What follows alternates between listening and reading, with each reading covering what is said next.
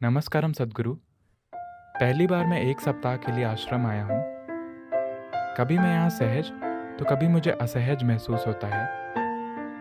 कभी लगता है घर चला जाऊँ, कभी लगता है यहीं रहूँ। मैं बहुत कन्फ्यूज़ हो गया हूँ। कृपया मेरा मार्गदर्शन कीजिए कि मैं क्या करूँ? सभी के साथ यही तो होता है।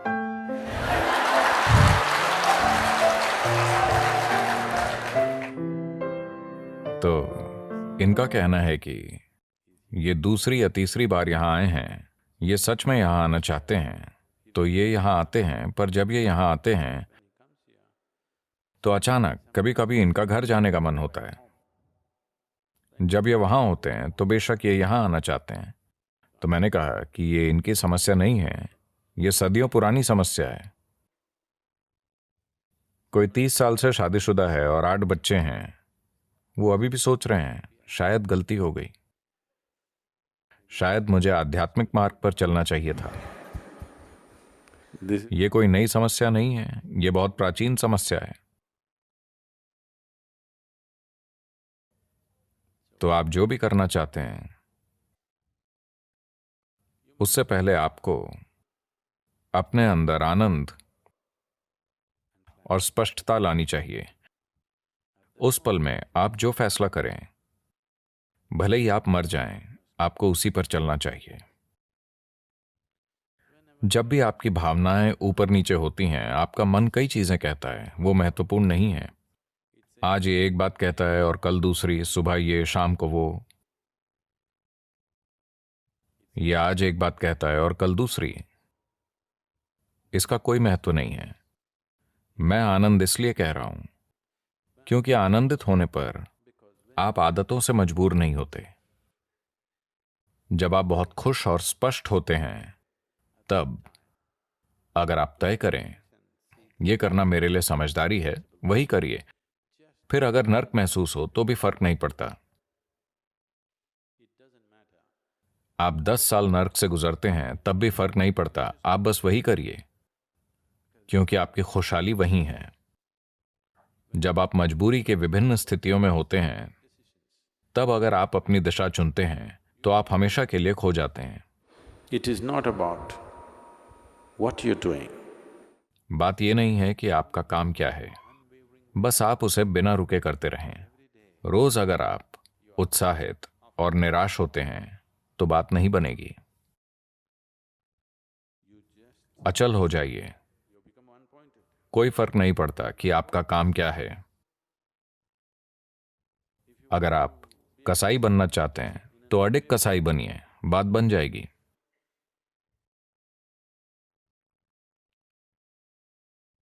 Just not wavering for a moment. एक पल भी मत डगमगाइए। स्पष्टता और आनंद में आपने जो तय किया उसी पर अचलता से टिके रहिए, तब आपकी बात जरूर बनेगी। हर दिन जब आपके विचार और भावनाएं यहां वहां उड़ते हैं, आप अपना मन बदलते रहते हैं, बदलते रहते हैं।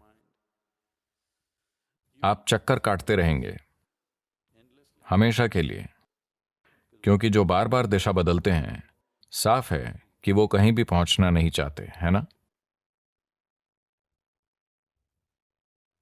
ये धरती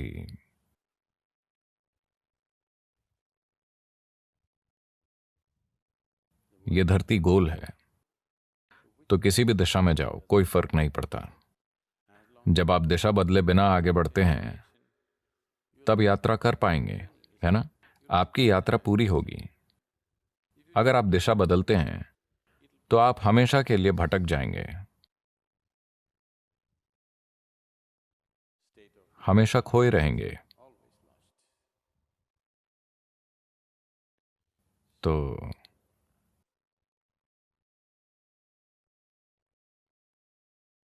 आप वहां रहना चाहते हैं, वहां रहिए, कोई समस्या नहीं है। आप यहां आना चाहते हैं, यहां आइए। हर दिन अपना मन मत बदलिए। सुबह ये और शाम को वो सोचकर आप खुद को और आसपास के लोगों को परेशान करेंगे। जो व्यक्ति लगातार मन बदलता रहता है, वो अपने और आसपास के लोगों के लिए परेशानी है ना?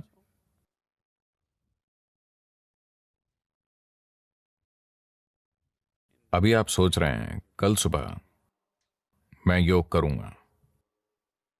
कल सुबह जब 5 बजे डोंग होगा, मैं हर रोज सुनता हूं। पता नहीं आप में से कितने लोग सुनते हैं। जब डोंग बजता है, शायद हमें ढोल बजाना चाहिए। Then तब आपका शरीर कहता है, भाड़ में जाए योगा, मैं तो बस। it keeps changing. Its priorities keep changing and changing and changing. ये बदलता रहता है, इसकी प्राथमिकताएं लगातार बदलती रहती हैं।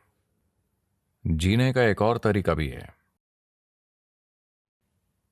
जहां जीवन की सबसे बड़ी खुशियां, जीवन के सबसे बड़े सुख, सबसे सुखद चीजें चींटी के समान लगेंगी। इस जीव में यह काबिलियत है। When it शरीर और मन की बात करें तो हमारी क्षमताएं अलग अलग हैं। कोई भी दो शरीर या दो मन समान क्षमता वाले नहीं होते। पर जब इस प्राणी की बात आती है, तब हर जीव संपूर्ण अस्तित्व को खुद में समा सकता है। वैज्ञानिक कह रहे हैं कि यह लगातार फैल रहा है। इसे कैसे समाएं? यही इसकी सुंदरता है।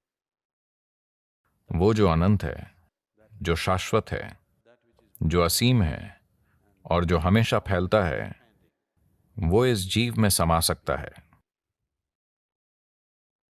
उसे लेकर किन्हीं दो जीवों की क्षमता अलग अलग नहीं है। हर कोई समान रूप से काबिल है। ऐसा नहीं होता क्योंकि आप दिशा बदलते रहते हैं। जहां भी आपको थोड़ा आराम मिलता है, आप वहीं टिकने की कोशिश करते हैं।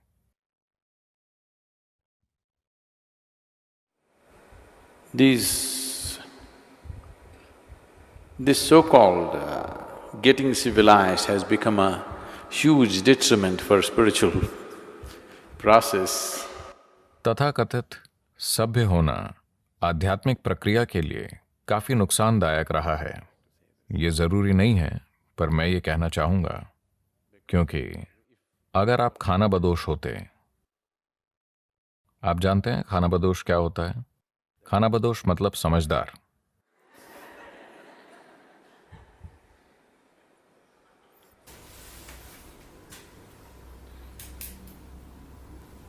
तो कौन खाना बदोश नहीं है? जो समझदार नहीं है। जो नासमझ है वही रुक जाता है। जो समझदार है वो हमेशा चलता रहता है और कहीं नहीं रुकता। जिस पल हम खाना बदोशी छोड़ देते हैं, हम एक तरह से सुरक्षा के पागलपन में पड़ जाते हैं। चाहे वो शारीरिक हो, मानसिक हो या भावनात्मक हो, आप हमेशा उस स्थान की खोज में रहते हैं जहां आप रुक सकें और सो सकें। और जब आप ऐसा स्थान खोज लेते हैं, तब चीजें आरामदायक हो जाती हैं और आप में उससे बाहर आकर फिर से यात्रा शुरू करने की हिम्मत नहीं होती। तो अगर आप बस एक पिकनिक चाहते हैं तो ये ठीक है। अगर आप 7वें पर्वत पर चढ़ना चाहते हैं तो कुछ दूरी पर जाकर आपके घुटने चरमराने लगेंगे और आपकी सांस भाप के इंजन जैसी हो जाएगी। पुश पुश पश पुश पश पुश होने लगेगी। तब आप चारों ओर देखेंगे और सुंदर पत्थर, बांस, आसपास की चीजें और घाटी बहुत सुंदर है। फिर एक और कदम उठाने की जरूरत क्या है? यह शानदार है, यही है। तब आपका मन कहता है बस हो गया। I'm not questioning the beauty of the place. मैं जगह की सुंदरता पर या वहां होने के सुख पर सवाल नहीं उठा रहा, पर फिलहाल आप में ये नया तर्क इसलिए आया है क्योंकि आपके फेफड़े भाप का इंजन बन गए हैं और आपके पैर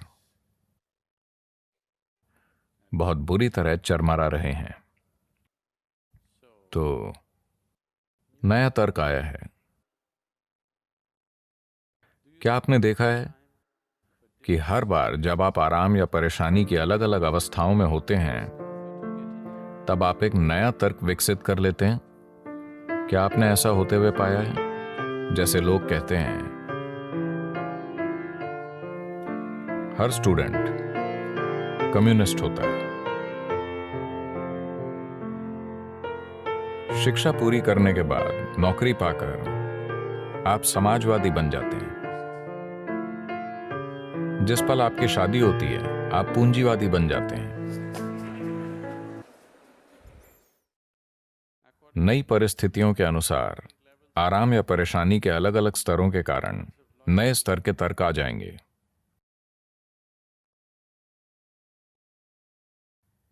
अब दुनिया ऐसी हो चुकी है कि माओवादी पूंजीवादी बन गए हैं। हाँ, That is it. ऐसा हो गया है। तो यह होता रहता है। इसीलिए स्पष्टता और आनंद के उस पल में आप अपने कल्याण को देख पाते हैं। आपको उस पर टिके रहना चाहिए। कल ये आपको भयानक लग सकता है पर उससे कोई फर्क नहीं पड़ता। बस आप टिके रहिए, चाहे आपको वो नर्क जैसा लगे। यही खुशहाली है। अगर आप मन बदलते रहेंगे तो कुछ नहीं हो पाएगा।